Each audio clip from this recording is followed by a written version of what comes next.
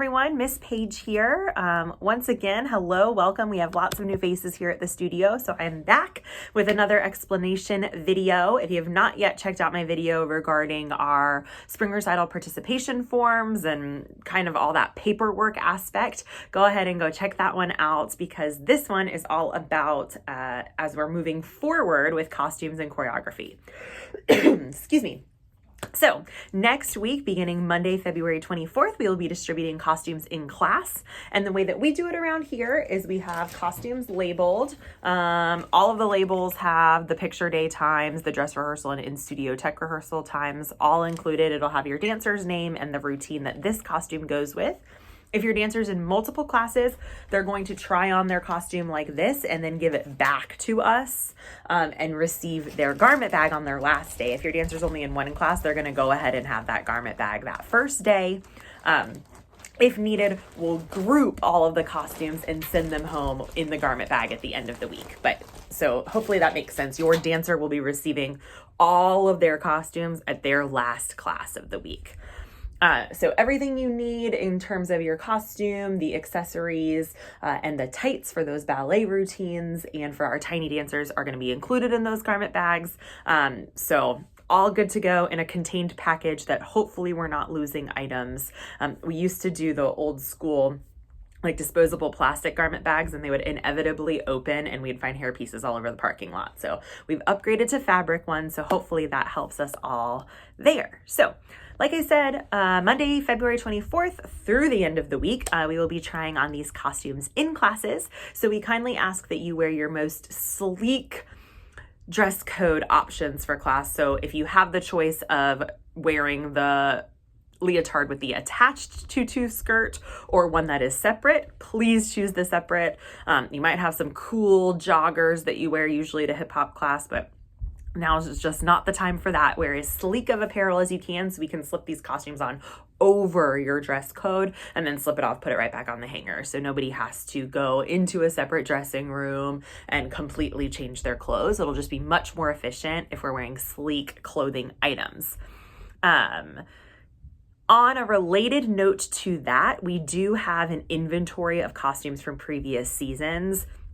And usually, there's some absences. So we do have extra costumes in the classroom. So if your dancer is coming in to take a makeup class, or they are one of those dancers who is participating in the class through the end of the year, but is unable to perform in the recital on that one day, not to worry. We do have costumes for them to go ahead and try on in class with everyone else so they can feel included. So hopefully that, gets rid of any trepidation you might have about that. So what do you as the grown-ups need to do? Not much. It'll just be like a normal day in class. You'll send your dancer on their merry way and you can watch on the CCTV. So our teachers and our team of our mom costume squad will be in attendance to help move quickly in the class, make sure all of the pieces are together. Every once in a while, we have to trade costumes because they got labeled incorrectly or things like that. But overall, it's fairly easy, fairly smooth. We like to make it easy on you, and that's why we put in all this work ahead of time to make it easier on ourselves.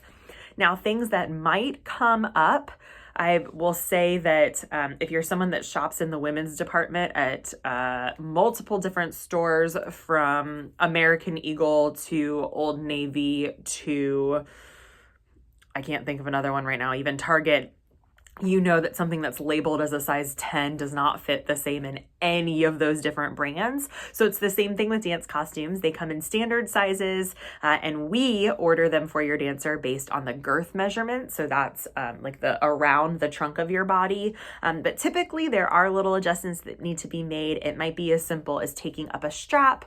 Sometimes the good thing about dance costumes is usually they're tulle on the bottom. So if it's a little bit too long, you can just snip a little bit off.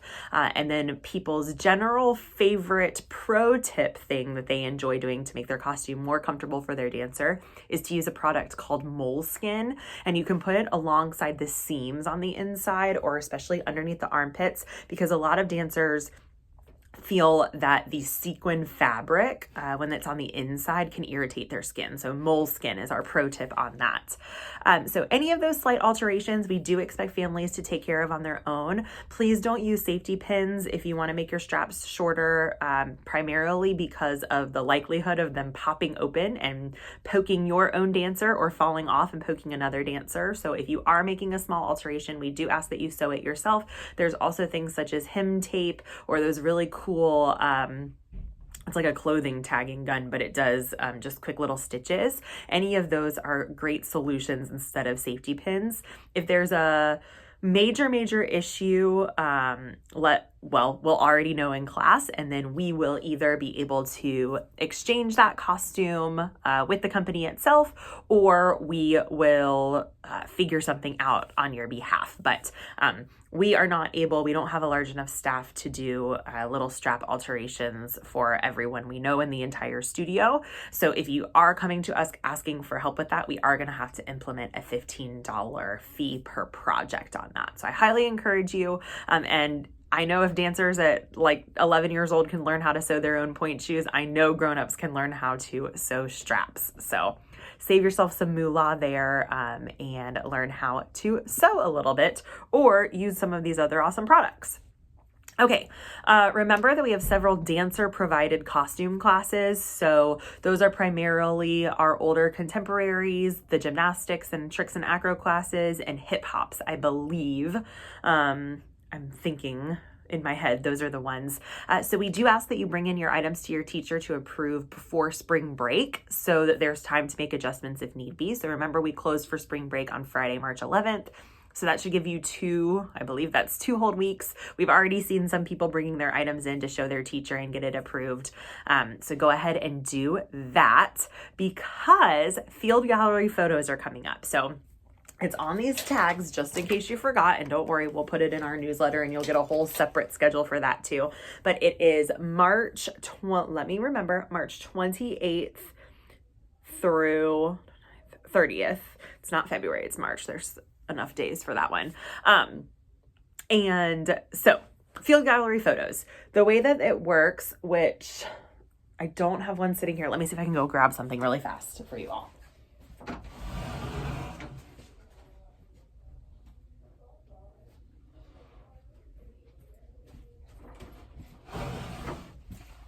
I should have played Jeopardy music. Okay, so our studio yearbooks, the group pictures are included in those.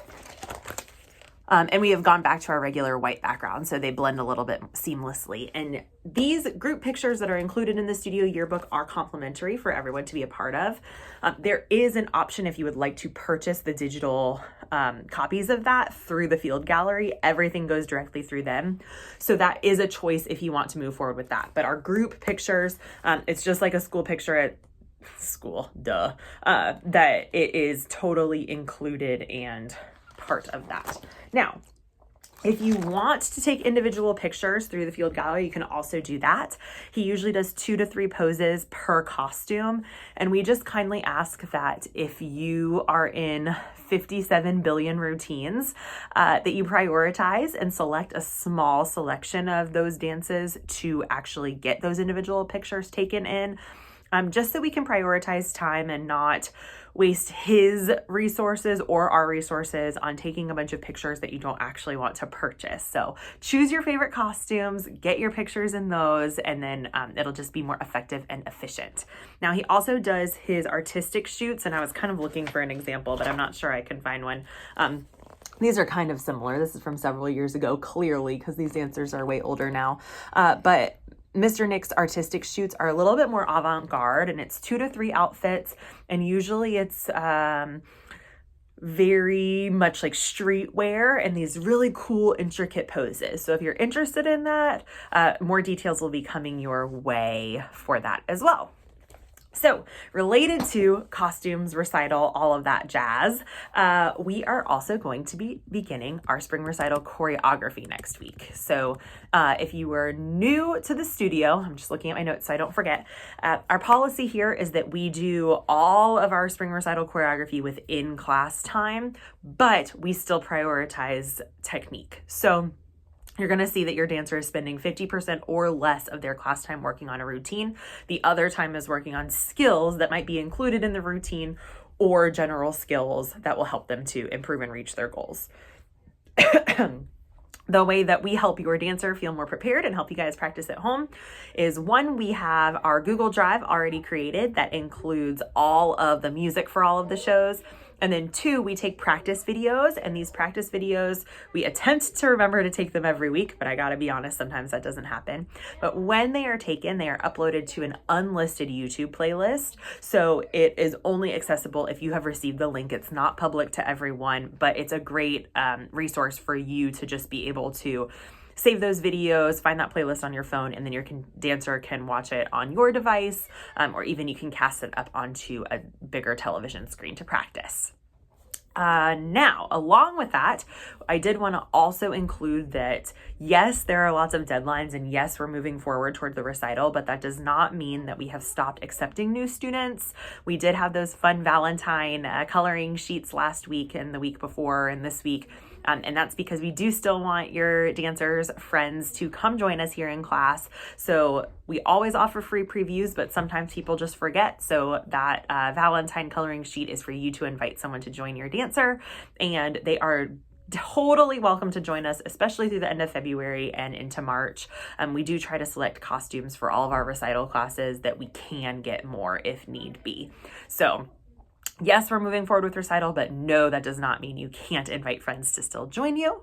So last note in this video is to stay tuned, because I am going to try really hard to get our March newsletter, the final picture schedule, out early next week, because this is ready. Our full summer schedule is completely finalized. I made a whole bigger packet this year, and that will officially open for registration on March 1st. So I'm going to try to get these resources out early next week so you can fully look over everything, make sure it's all on your calendar, and then get to registering. So as always, let us know if you have any questions, and we are going to have an amazing costume and choreography week here at Dance Tech.